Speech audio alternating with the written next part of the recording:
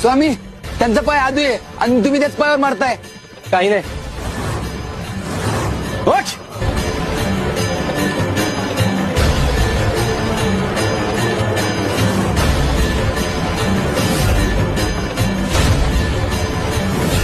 उतर खाली.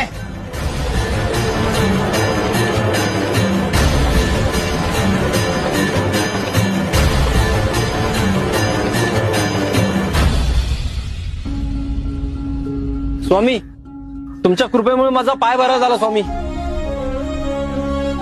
भगवंत असाच असतो. आपण आपल्या सगळ्या समस्या जर त्याला अर्पण केल्या तर तो आपली काळजी घेतो. नांदी झाली रे.